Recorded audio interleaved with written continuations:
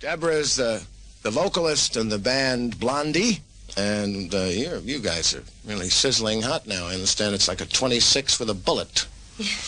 I was saying, I was playing the latest album around my house the last couple of days, and I was really popping around in a fine tempo, getting things done, and it's really a lot of fun. It's very happy stuff.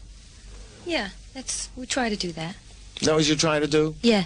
You ain't vicious or anything, right? Sometimes we are, which, but... You are? Not extremely vicious. I mean, we don't want people to kill themselves. But when you say vicious with a point, that there's some despair as well as happiness? Sometimes, just generally bitchy. Well, a little scathing. A little scathing? A little blood, not much, just, Is there a purpose to it? I guess that's the point. Sometimes satire's, painful, I guess. Mm-hmm. I mean, satirizing what really is vicious, you mean? Yeah. But you don't set out to be any kind of philosopher or a preacher or a teacher, right? No. We really want to be entertaining and musical.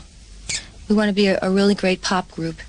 Is rock and roll disappearing and disco taking over? Are we all going to become... I don't know. I thought it disappeared and now it's coming back, but... Rock and roll? Yeah. I mean, I thought it went down for a while, and disco was way up there, and now it's sort of like coming together. A lot of rock groups are covering sort of disco songs or making their own disco songs. I don't know. It seems to me that everywhere I look, people are going out dancing, Yeah. There's the Blondie had a reputation for having sort of started in the New York punk circles, playing Max's or the Plum, and Deborah, for those of you listening on radio, no, it is radio, sorry, just covered her face as if to say, shame, shame. Yes, you can't say punk. So what is punk, anyway? I used to say, what are you, a punk? In movies, they said that to a kid in the 40s. It's always negative. This kid has got... Judge, he ought to go to prison. He's a delinquent. He's a punk. What is punk? Well, the real meaning of punk, I don't think I can say on the air, because it started, I think, as a jail term for... Go ahead. I mean, you can... Well, it's a homosexual male prisoner, Cut off this tape. Cut off the That's tape a punk, immediately. honey. Control That's what room, it is. come in, please. Cut this off. This is homosexual. I said it, I know. Go ahead. That was it. That's the whole truth. That was the original... Ooh, that's what I was told. Ooh, there's a lot of macho boys out there that love punk that would probably turn off it in a second if they knew that. When I was a kid, certain things were so forbidden. I remember I heard the word homo. In high school, he said, homo, that guy's a homo, And then I asked my parents or something, don't ever say that filthy word. I didn't know what it was. And then I was drinking milk one day and reading the container, it said homo. I went, It was awful. So let's get these things out. It helps, Yes, I know. The culture. So punk was originally... to mean, and it was a prison expression, you said. Yeah, I was told that by a photographer in London, and I think it started in like the 30s or the 40s, that definition and how it was used, but it's always changing. Guy may have lied. Yeah, he could have lied. You asked him, what's punk? Let's see, she'll believe anything. It began in prisons. I thought it was your sex appeal, let's be frank about it, is really an important facet, it seems, of Blondie's success and your own success. I mean, people find you a delightful entertainer, but isn't there a risk in that? Having sex appeal? Well, say, more than having it. Exploiting it. No, I won't say exploiting it. It's yours to... When someone does something of their own volition, I don't believe they're exploiting themselves. I think one exploitation implies someone else. I'm saying that you're in front of thousands and thousands of people on tour basically saying, come and get me! Isn't there a risk? Of being trampled to death, yeah. Because I read in a statement that you said in an article that, I don't know, flashers just seem to follow me, perverts. And so, could there be any connection to the thousands of people who worship you and when you stick your tongue out them and you are a beautiful woman? And are there any disadvantages to that? You know what I mean? I guess the most obvious disadvantage is when I'm being interviewed, being asked that question. I see. The host is twitching right now, for those of you listening. No, It's like the really obvious thing, right? I mean, it's the most obvious thing about rock and roll, I think, and it's the most obvious thing about being a girl in rock and roll. That you would have to take more of a sexual position. I don't know. The that music didn't come itself. out right. The music itself, of course, is so full of, shall we say, sensuality and a sensual feeling. Maybe it's all in there. We're talking to Deborah Harry. Hi. I'm the band Blondie. That's she on your right speaker. Or if you're plowing down the highway, some Texas pike somewhere, keep your eye on the road there, okay? Because we've got our eyes on you.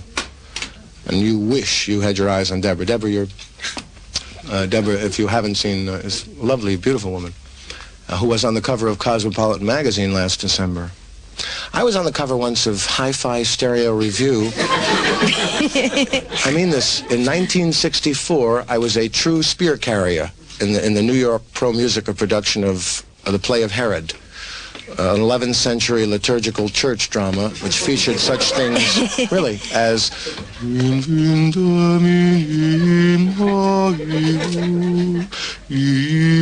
remember that one? Oh, yeah. Tough to dance to. Yeah. But you were great in it. I hear tell that there are some film offers coming your way, which is not at all surprising to me because you're a character, you know, in addition to very pleasing to look at. Are you at liberty to divulge any of this? I mean, not yourself. I mean, the movies. But we're going to do our own. We're going to try and do our own movie because we want to do some music. We have some ideas, and we bought the rights to a screenplay that's been done already by Godard. Oh. So. Oh, how interesting. We'll see what happens. Have you ever been in a picture? Yeah, I was in a couple of Amos Poe's things, those underground things. He made some nice documentaries of the early rock scene at CBGB's, and then he has 2 other films out. Mm-hmm. So you've been in front of the cameras? Yes. Yes, those sort of films. I myself rather like that. You know, I've done a few. And yeah, I know. because what you put into it and what you get out of it in the end is crazy. It's so slow, though, to me. I mean, tedious, yes. Yeah, it's very slow moving. Yes. Yeah, absolutely. I had a love scene in a movie. It was quite embarrassing to have 20 technicians watching and have to be natural about it. Yeah. And did you really make out? Yes, but we were really colleagues. It was Joan Hackett and myself. Oh yeah. You know, in fact, she was married at the time. I wasn't, but there was no romance. It was interesting though, but she didn't want to work nude. Of course, question was never popped to me. I'm far too hip anyway. After all, it is the 20th century. What is it? It's just a body, you know, until I realized it would be my behind, 28 feet tall in a drive-in movie.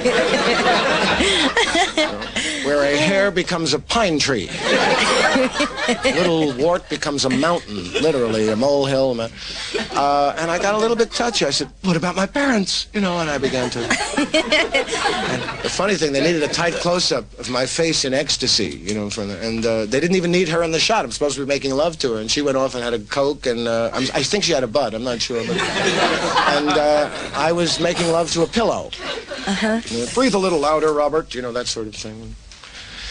Well, you really are a character. You were quoted as saying sex is number 1. Now, this is surprising to me because I was led to believe that the Pittsburgh Steelers were number 1.